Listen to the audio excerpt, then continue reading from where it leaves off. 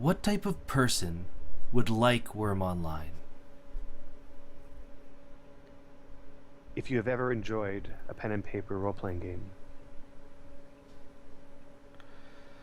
Or maybe if you remember and long for those early years of MMORPGs, if you ever played EverQuest, Asheron's Call, or Ultima Online. Or if you've ever enjoyed crafting in any one of these games. Or maybe if you liked contributing to community projects. Or if you were that kid who would build a city out of Lego. If you were any of these, then Wurm is the game for you. Hi, my name's Brian, and this is my brother Adam over here. And thank you for watching our first ever Saturday night Factional Fight Plays Wurm Online. And we're here in a special place, a place that we haven't been to in a long time. And it's a place where this is where we started our adventures in this game. It's where we built our first village. It's where we started our first community. This is where we learnt how to play the game, right here. And it doesn't sound like much, but if you knew us, you would know that we cannot play the same game together. We spent years, 7 years, not playing the same game together. We played EverQuest for so long, and then after that, if we were ever trying to play the same game, we would have to, like, one of us would have to settle for the other person's game style. So how do you feel about being back here? You know, I always enjoy coming back to this place. I mean, it's been a while since I was here last. And it reminds me of, you know, where we began. It's a good feeling.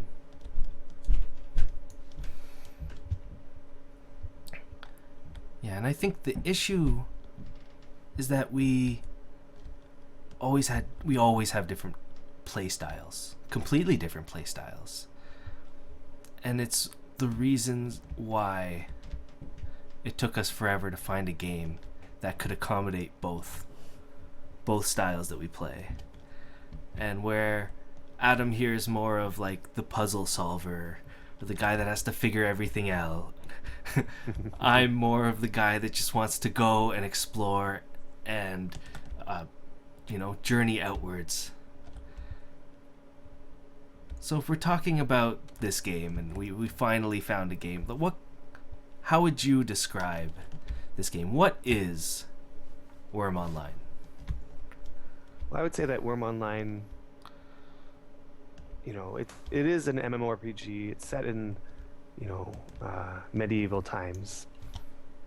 But it's also a game that is very open-ended. It allows you to build a variety of things and use your creativity to do so.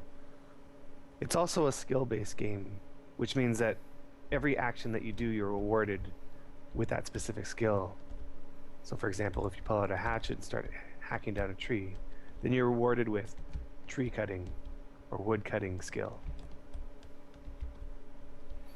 Yeah, and I would say even it's a large, seamless world where you can go anywhere. You can explore anywhere. If you go to the top of the mountain, if you're the type of player that wants to go to the top of that mountain over there, you go and you climb to the top of that mountain over there.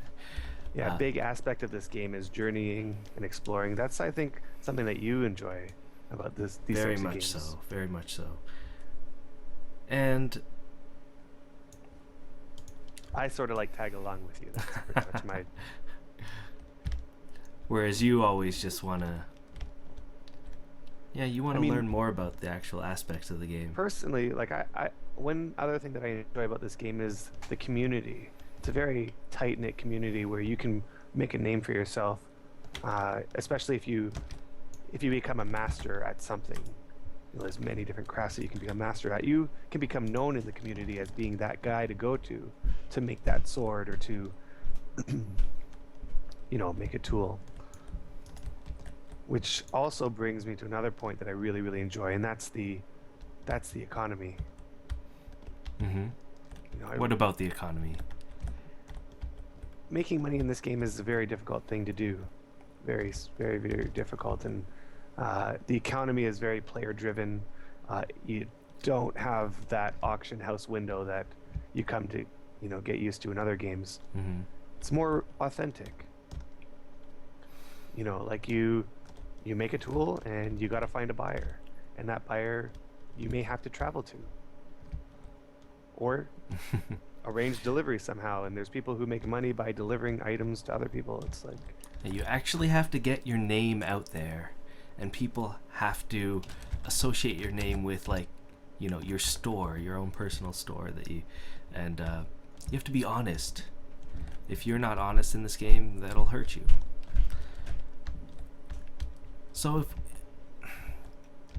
the one thing that we've always found tough is that we have friends that play this game, or that don't play this game, I should say. Don't play this game. And if they always asked us, what kind of game is it? Like, why are you so enjoying it? And we've always had the hardest time to explain what makes this game so great for us. So I actually spent the time one day and decided I'm going to try to categorize everything that we know about this game, everything that you can do in this game, all the features, and put them into as many categories as I possibly could. And I created what I like to call the 8 pillars of Wurm. Now, before we get to the 8 pillars, I think that what we should do is address some of the issues that these people have with this game. Like, you jump into this game for the first time, or you look at a screenshot, and there's a few things that are glaringly You want to go into some? Go ahead. I mean, like, for one, you're looking at me right now standing on this horse. Right. So I must say, yeah, this game is sort of in I would say a beta type phase. It's not truly a beta, but there's a lot of things missing that would have been in released games already. And if you're watching this, let's say in 2013 or beyond, then please know that a lot of these issues probably, hopefully, have been solved by then. And we're talking about stuff like just what Adam said, how they're going to include being able to sit on the horses, being able to add avatar customizations. You'll notice that a lot of things either don't have animations yet, or the animation is kind of broken, stuff like that. But right now there's an internal deadline set for the developers to have a completed Wurm 1.0, which is their way of saying this is their release date. Right. And we're hoping that they stick to it. Yeah. So now let's talk about a little bit about these 8 pillars of Wurm. And I think we should start with, I have these in no particular order, but hey, why don't we climb up this mountain? Sure. I was talking about climbing up this mountain. Let's do it. Let's see what's at the top. So in no particular order, let's talk about, what everybody, this game is essentially a building game. So let's talk about building. What can you build? Like, what, if I were to ask you, okay, so there's building in this game, like, how do you do that? What is it about? Well, first you gotta harvest some resources and put them together using your tools and construct them. You can build fences, you can build houses, statues, walls. There's many different types of walls and many different types of houses, and I don't know. Yeah, I guess the list can keep going on and on. So in this game, just so people know, they've created a giant world. As you can see, it's nighttime. They've got a day-night cycle in this world. There's no already made buildings, structures, houses, caves, anything, NPCs. It's just entirely wilderness. And it's up to the creator to create the towns, to create the communities, to create all the buildings. Anything that you see is player made. Let's keep going up this mountain. Killing the spider here. Oh yes, you are. And so that's what you do in this game. Is one of the things, one of the pillars, is that you build those villages, you build those towns, you build those communities, and it's a big part of the game. I like the idea of connecting these communities together. Like, you meet people in this game, and you log on and come to be you get used to the fact that these same people will be on again and again. Connecting yourself by a road to another community just means travel time is less, and you can deliver and exchange goods between each other a lot easier that way. Yeah, and you come on and you always see the same people on. You always talk to the same. You're pretty much building a community. All right, how about number two? Quickly, number two.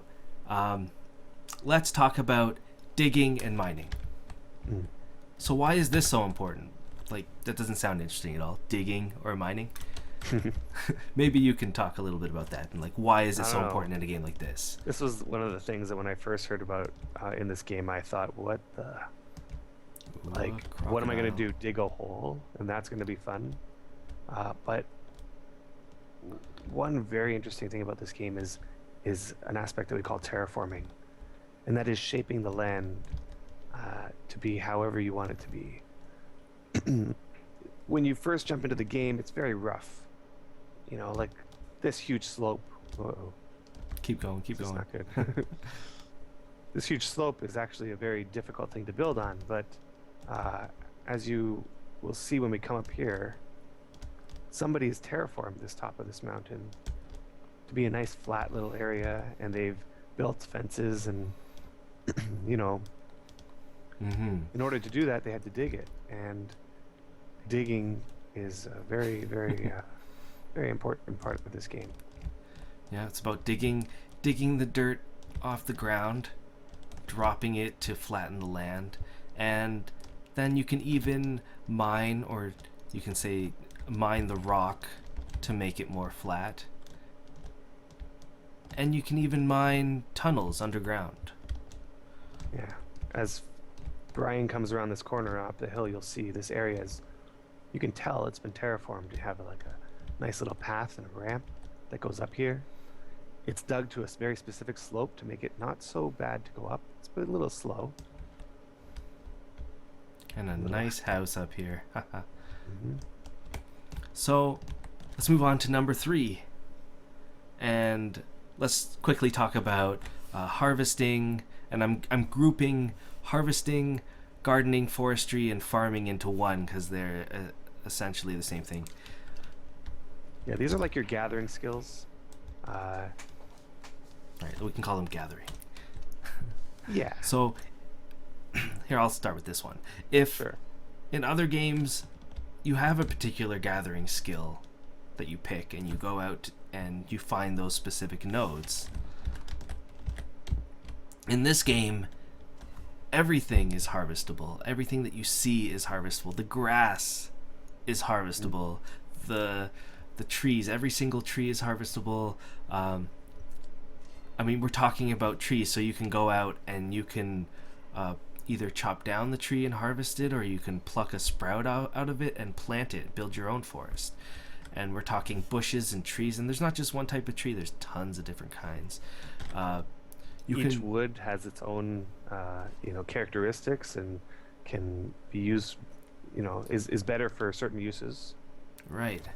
And you've got farming. People spend their time in Wurm just farming. That's how big an aspect like farming is. And you can farm tons of different vegetables, and there's a big list of different kinds of things, fruits and vegetables that you can farm. And Yeah, well, farming is like one tiny little aspect of this game. It's very similar to like those games like Farmville, but the only difference is that in this game, you take those crops and it means something to somebody else. So you sell them to other yeah, people, it's and part of the economy. it's part of the economy. I mean, it's a resource that other people need to use to make food, or skill other skills up. You Ooh. know, it's a skill-based game. Can you get Oh, into no. this door? Door's open, huh? Sweet. And there's a block of cheese on the ground. Oh, that door leads to nowhere. This one's all right. Huh. I wonder if cheese making or milking a cow is part of one of your pillars there. Does that even fit? I don't think so. Let's call it gathering. Let's call it the other pillar. So, sorry here. Let's talk about the big one here that I think is kind of interesting to bring up, and that's fighting. And while we do that, why don't we go down this? Looks like somebody tried to make a path all the way down here. I think I Are you lost still here? You got to go through the building. Oh, you went to the other side. Correct. Okay, so fighting. Fighting. I couldn't come up with words to describe what fighting is, because in Wurm, fighting is not the main aspect of the game. It's one of the many things that you would do in a daily session.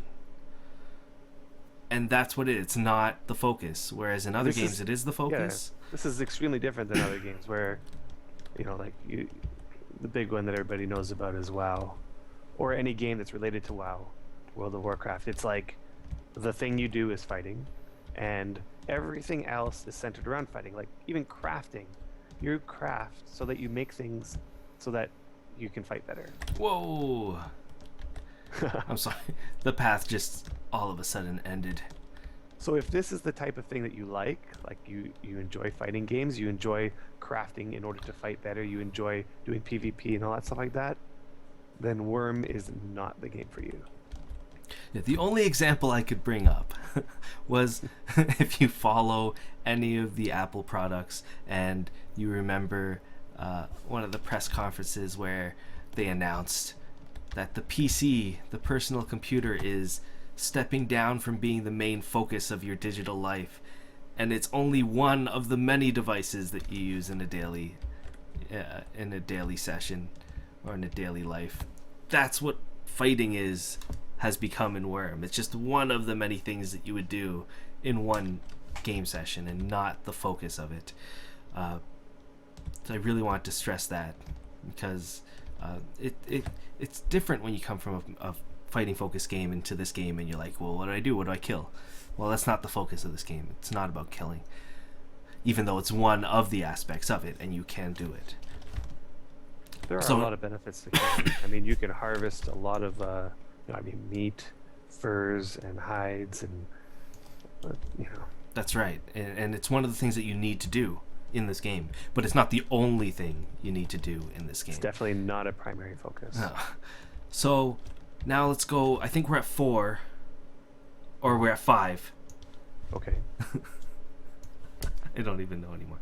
1, 2, 3, 4, 5. We're at 5. Again? So Okay. we started with building, then we went to crafting, then we went to harvesting or gathering, and then we went to fighting. No, sorry, I missed digging and mining.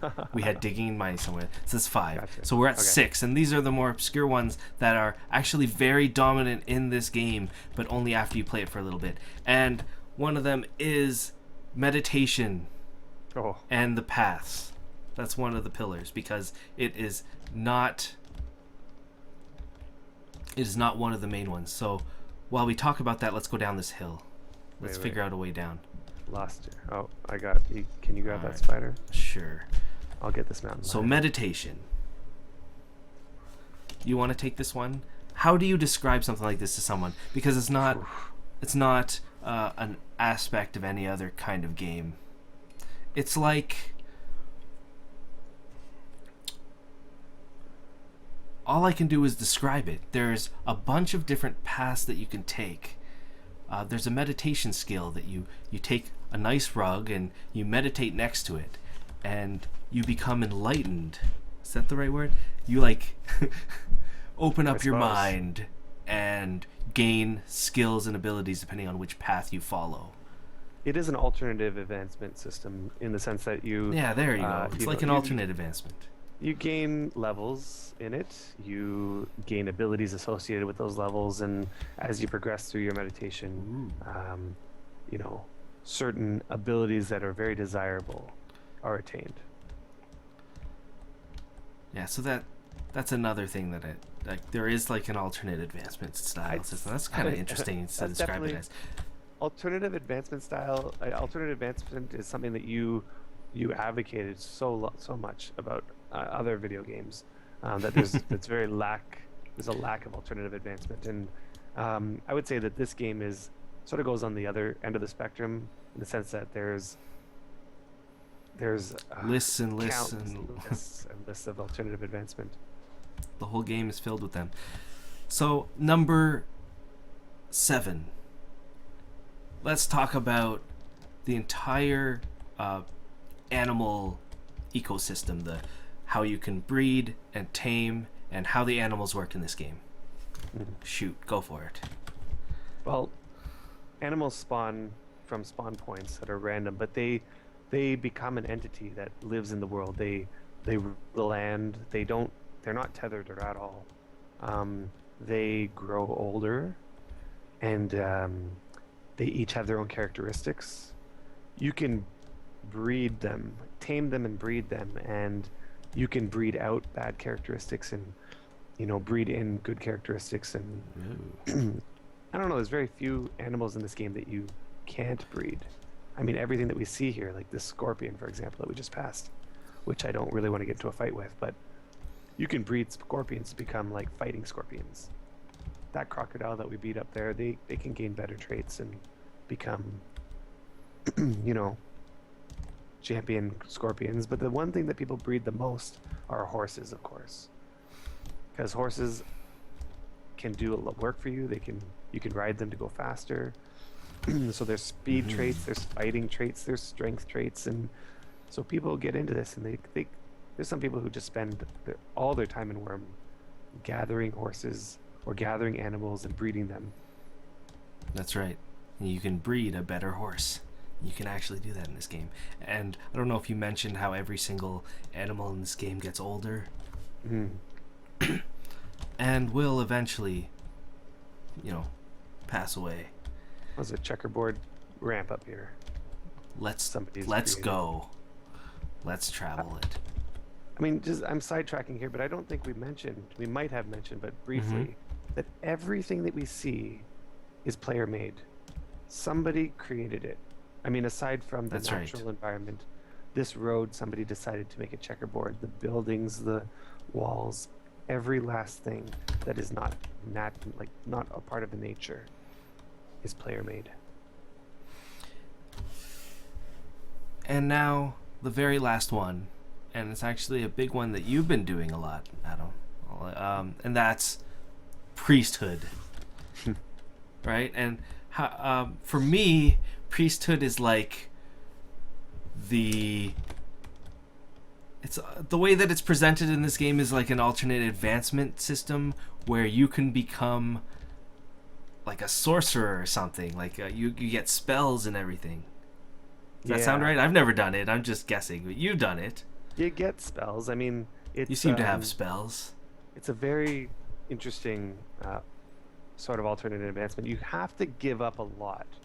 You have to give up the ability to build, and you have to give up the ability to dig and mine, and there's a lot of restrictions. But the benefits are quite interesting.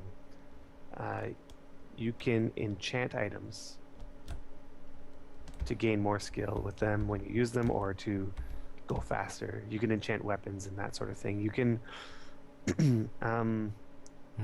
you can do things that nobody else can do, like create mailboxes, or collapse mine tiles, which generally it's impossible otherwise. If you make a mistake while you're mining, you need a priest to collapse it. Alright, so all sorts of cool priest-related things and like lots of spells that you can get if you decide to become a priest in this game. So there's the 8 pillars of the game, and as we travel down this checkered path road, the reason why we're bringing these 8 pillars up is to just kind of explain just a little bit of how in-depth this game is and how in-depth that we saw this game is, that it was almost overwhelming when I first started playing, that I could not get through it. I could not get through the tutorial the first time, and I mean, yeah, it took us many years before we tried it again. Hopefully it gives you sort of an idea of why we can actually both play this game. You know, we have completely different play styles. We could never ever settle on a game because, you know, a game that Brian here would like the perfect example would be Vanguard. He loved that game. Somebody lost a horse here. Ooh. I'm gonna take it. I'm gonna take this couldn't. horse. I mean, I played it. I didn't really like it that much. But you know, both of us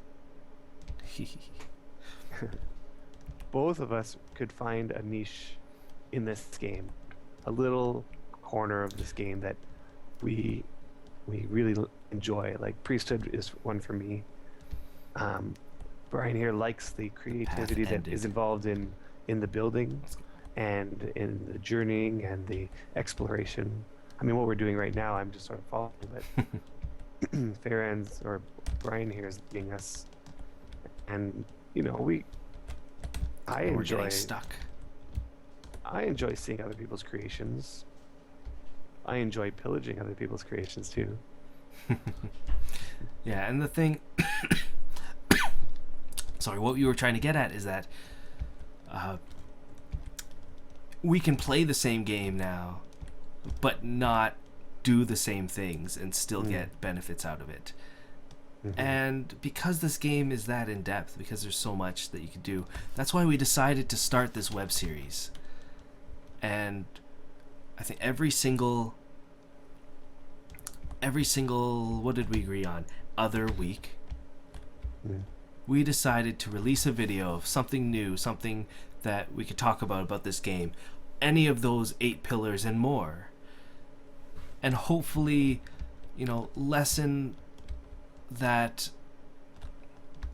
Oh, there's a cart here and somebody's dead. About 5 spiders are on us. Wow, let's get out of here. I hope this guy comes back for his cart. That's all I say. Oh, he did not survive that. So Run. We feel sorry for your dead corpse. We're hoping that we can bring up all this stuff for you bi-weekly, and we hope you guys join in. I think we're going to start with an episode where we travel. You know, we start new characters and we show you guys what it's like to be a new player.